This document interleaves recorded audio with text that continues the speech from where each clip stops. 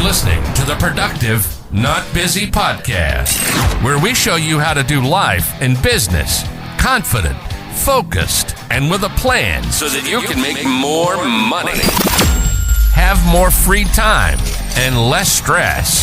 Your host, Wayne Withersby, will uncover actionable hacks, strategies, tips, and insights you can use today to live a better, more productive life. It's time to boost your mindset, confidence, and your attitude. Here's your host, Coach Wayne.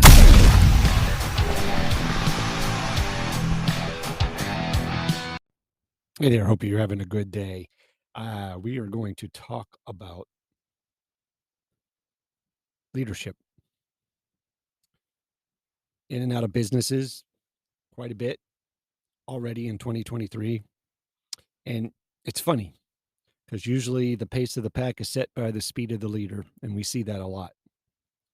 So this is going to be some advice if you're a small business owner or an entrepreneur of any kind. You know, what it means to build a business from the ground up. It's hard. It takes smart thinking, takes ingenuity, takes a ton of hard work to create a successful business.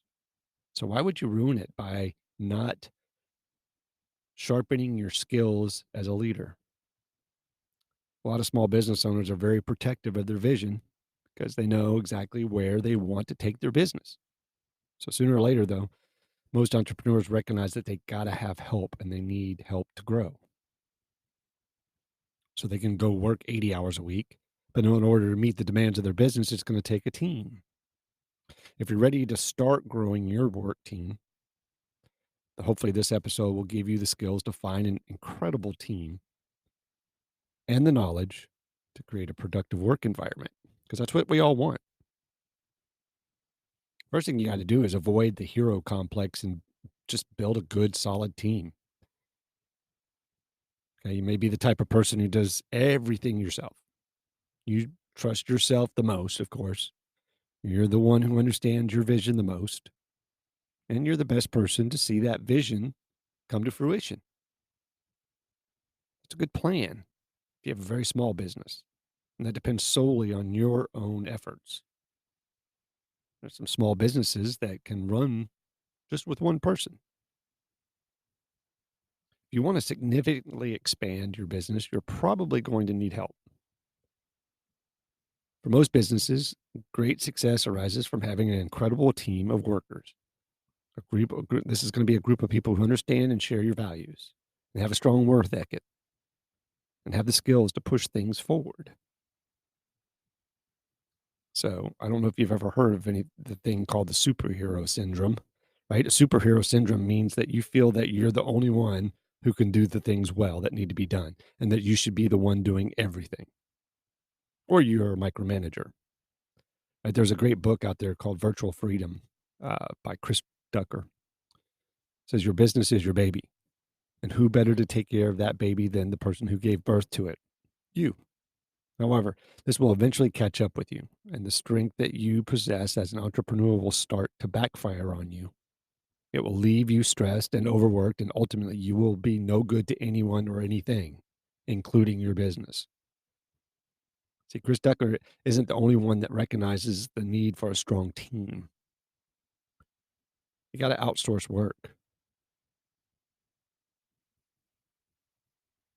Bill Gates, the founder of Microsoft, used to have a big challenge with delegating work to his team. And when he first started this company, he struggled to trust his employees and had a huge urge to micromanage. So when the company first launched, he wrote most of the code, and then he rewrote most of the code, and then he reviewed the code and everyone else's as well. Totally counterproductive. So it fed his need to manage everything and began to affect his company's productivity. So over time, he realized that this was not the best thing for him or the company. He began trusting others to manage new hires, write code, market his product, many other things. He even began to realize that some of the people who worked for him were better at the job than he was. That's when you have an epiphany or an aha moment. If you're an entrepreneur, establishing a good team is key to overall success. So in this episode, you'll learn how to establish the kind of team that you need for a successful, productive, and profitable business. So how do you find good people? You know you need help, but how do you decide what's missing from your business? Before you can hire the perfect team, you'll need to determine exactly what you need help with. Do you need employees who can take over some of your responsibilities, or do you need to hire people with an expertise that you don't have so you can grow your business? At some point, you'll probably need some of both. So you're going to determine what your business is missing first. Here's some quick and simple ways to know when it's time to expand. Right. One of them is you're not able to do big tasks because you're spending all your time working on small details, or your customers are not getting the attention they need, or you have the steady, consistent work, not just a week or two of intense work, or you current staff is consistently overworked and they're frustrated and upset. Hiring new people will increase revenue, always. You're turning down work because you can't keep up. You need someone to be a specialized person for a task, or you're making enough money to hire employees, you just haven't done it yet. So having a few busy weeks doesn't necessarily mean that it's time to hire additional employees, right? Taking on a full-time employee would be a mistake at that point if you don't provide them with ongoing work. So you have to have a plan. You don't want to pay a salary to someone who is often just freaking sitting around twiddling their thumbs. Absolutely not what I'm advocating. If you need occasional help finishing something, you may want to look into freelance work or some contractors. You can also hire some consultants to help with specialized skills. But if you have enough money in the budget and a new employee will increase revenue, it's probably a good time to bring on a new hire. You may only need a part time at first, but that's okay. Your business will continue to grow and those positions will turn into full time work. Okay. So, how do you find applicants that can benefit your company? Well, there's tons of experienced entrepreneurs that have been burned by bad employees, myself included. This can cause some business people to want to avoid hiring people at all. That's why you want to do it all. Instead of staring the cycle of hiring again, they buckle down and determine to do all the work themselves. And that's crazy. An incompetent or unethical employee is kind of difficult to forget. I get it, but it shouldn't cause you to be filled with this undying fear to hire somebody else.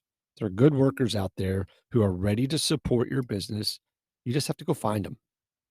I'm going to give you 5 ways that you can consider when you're bringing on a new employee, right? You got to define your business culture. Have you ever heard of the term workplace culture? It may sound strange or even kind of kitschy, but the idea behind it is extremely important. The culture of your company is a combination of values, traditions, behaviors, attitudes, and beliefs. The culture can be positive or negative, and you have the power to guide it either direction. Remember, the pace of the pack is set by the speed of the leader. The people you will hire will also have a lot to do with your business culture. So, in order to determine or maintain the type of culture that you want, it's important to hire people that will enhance it instead of crushing it or diminishing it. Look for people who share your values and understand the vision and branding that you have for your company. Talk to people, communicate. That's important. So, example, imagine that you started a business selling outdoor camping gear. You decided to focus heavily on going green and your company's eco impact. So, when you hire employees for your business, you would want to hire people who are knowledgeable about outdoor gear and also care about the environment, right? That's the culture that you're trying to cultivate. A person with zero experience in camping or a person who doesn't give a crap about green living would not be a good fit. So hire people of strong integrity and character, always. Your employees should be knowledgeable about your products, but they should also be ethical people who can work well with other people. Remember, this is a people business ultimately. More than anything, you want to avoid hiring toxic people if you can avoid it. Those people will cause division or harm in your organization, I promise. Warren Buffett said this perfect. We look for 3 things when we hire people. We look for intelligence, we look for initiative and or energy, and we look for integrity. And if they don't have the latter, the first 2 will kill you. Because if you're going to get someone without integrity, you want them lazy and dumb. I love that. He was making the point that integrity is more important than simply having smarts or an organized employee. Hiring trustworthy employees mean you can unburden some of the responsibilities without freaking out. It also means that you're providing other employees with a safe work environment. Your workplace should be sensitive to your employees' unique needs and have a low risk for things like sexual harassment or discrimination. Consider some of these questions that'll help determine if your new hire has the kind of integrity that you need for your business. Do they have a positive attitude at work, or are they always complaining and bringing down the morale around them? Are they able to communicate openly? And do they follow through with commitments?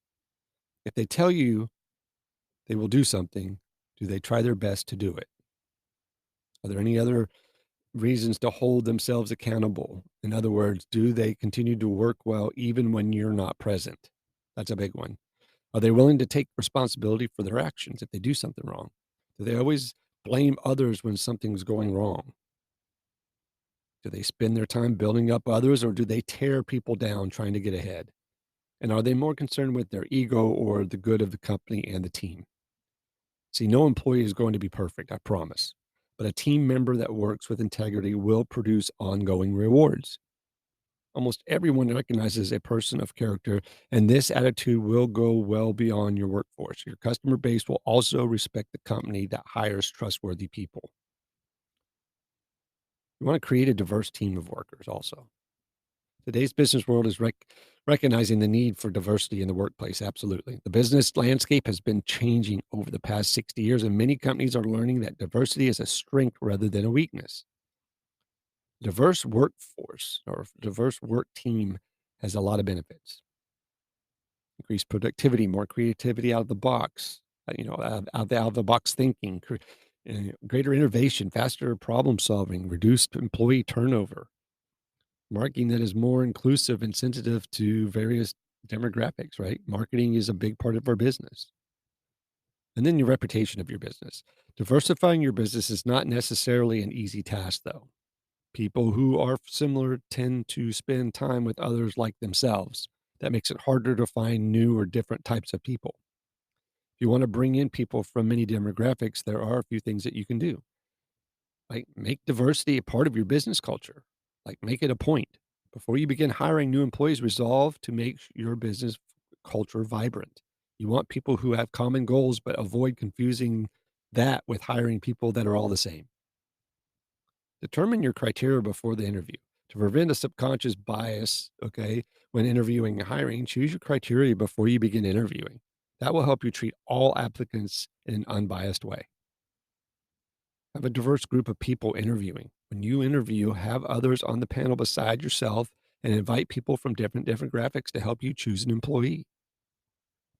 Post jobs and opportunities in diverse locations. In addition to where you would normally post a job opening, pick a non-traditional place to post your job or word of mouth. Attend job fairs maybe in different communities, or go to job fairs in communities that at colleges that have more diverse population. You can also go to nonprofit organizations that advocate for those who are ordinarily underrepresented, like transitional people. Use a variety of avenues to find really good people. You may know exactly what kind of people you want, but how do you actually find them? The best way to recruit new people is to use a variety of avenues like personal network. Chances are you've built up relationships with customers, clients, and business partners. Got to use those relationships to ask for referrals and recommendations. They may know the perfect person for your business. Use social networks. LinkedIn is a well-known resource for finding good help, but also you can use social media like Facebook or Instagram.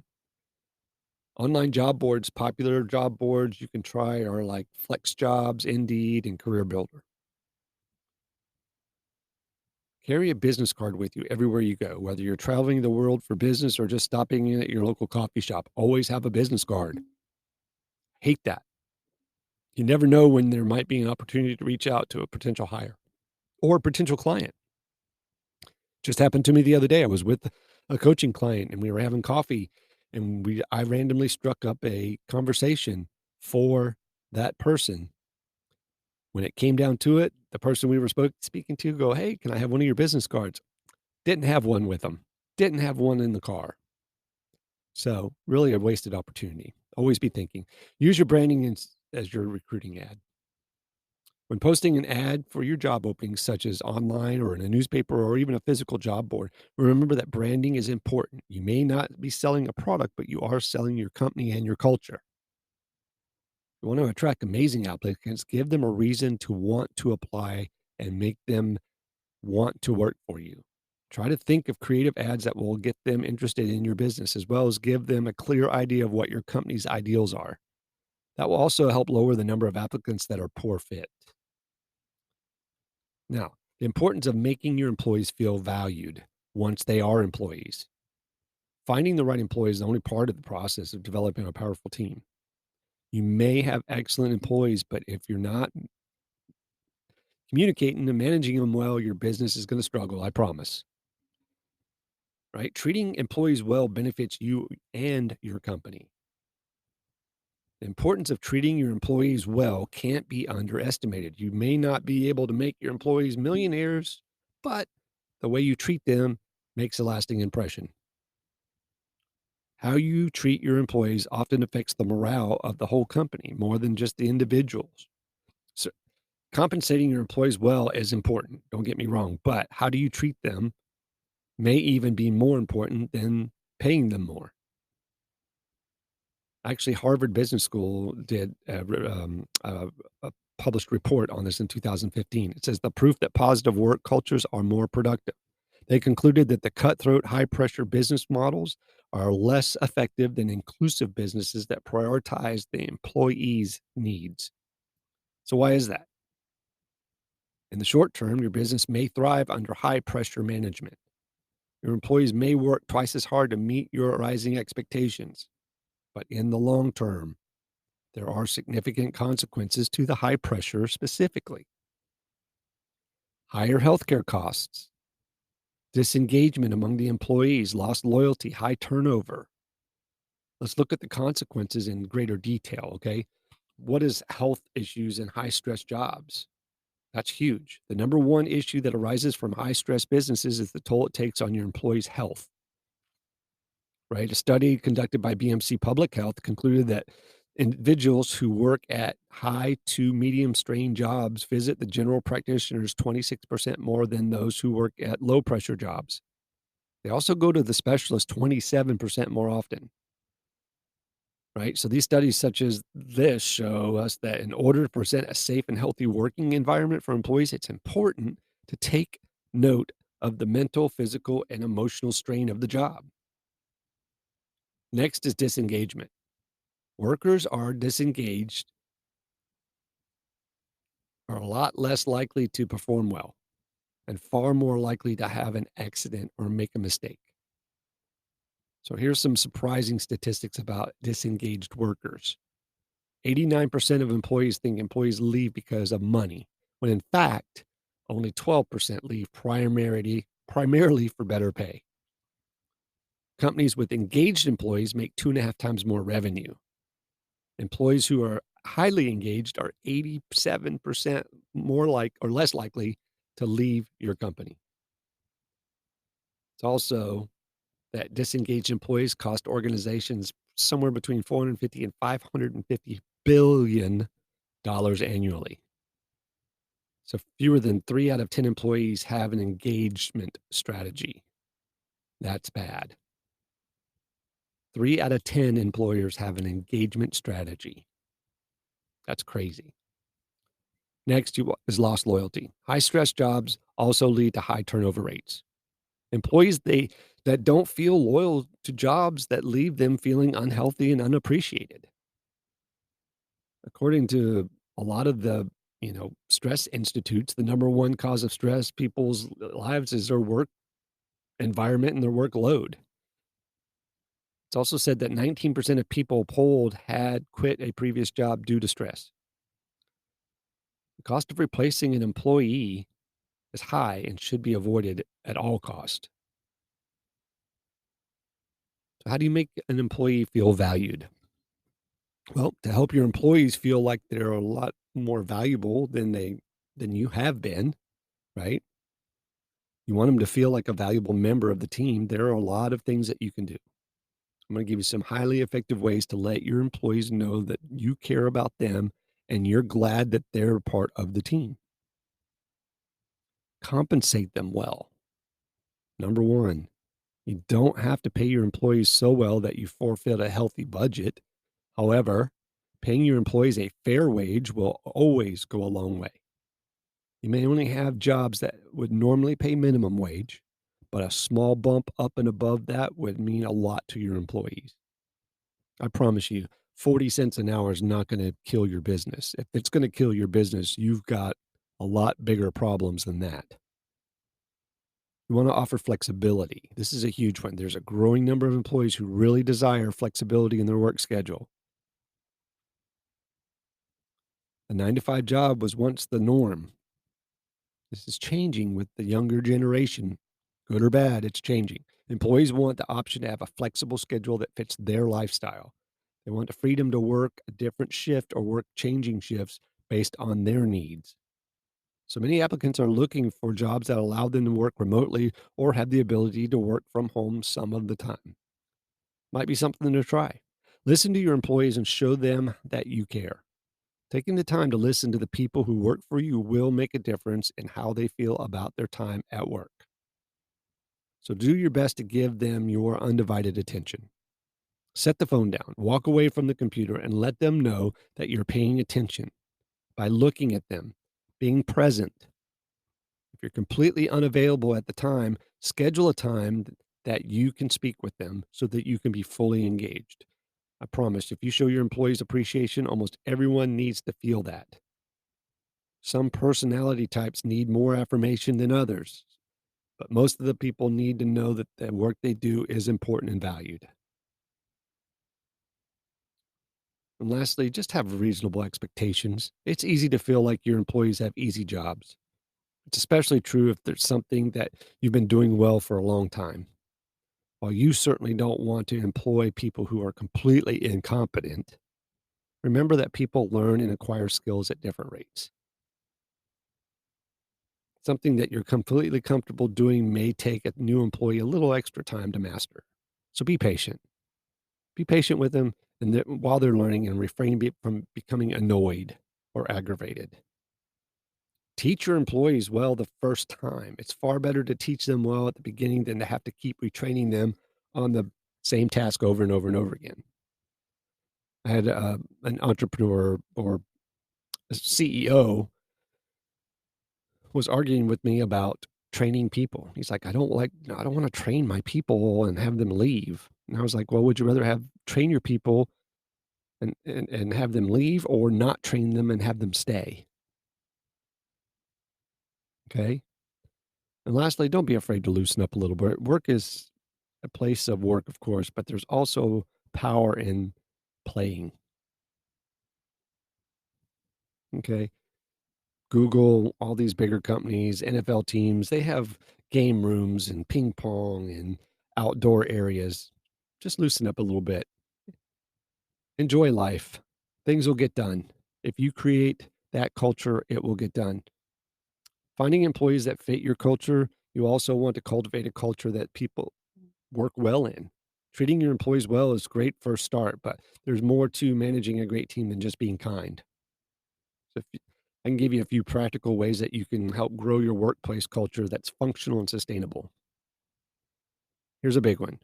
Create clear roles and expectations. When you bring on a new hire, it's imperative that they understand their role and responsibilities. It's your job to define them clearly so everyone is on the same page. When a job description is vague or open to interpretation, it can become confusing and frustrating.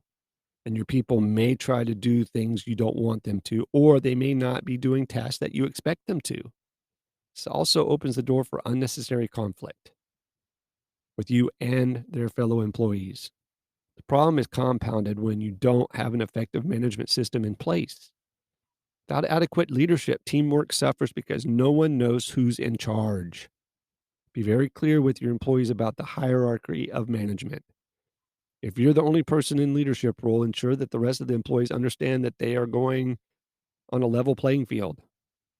Before you post a job position, determine exactly what you need help with. Include this in the job description. The skills you require should be reasonable and a reasonable match with the pay scale. Got to give your employees a sense of purpose as well. More and more people want to do more than a punch in and punch out job. They want to feel like the work they do is meaningful and purpose driven. Okay. That's important. So again, just pay attention. Create a harmonious work culture. You also want your employees to work together. Strengthen your leadership. A team without a strong leader struggles to thrive. Leaders should always set the example for the rest of the employees. Their job is to show best practices to the rest of the team.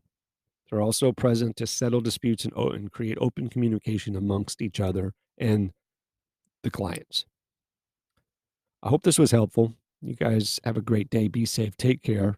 Find somebody and say something nice. Have a great one.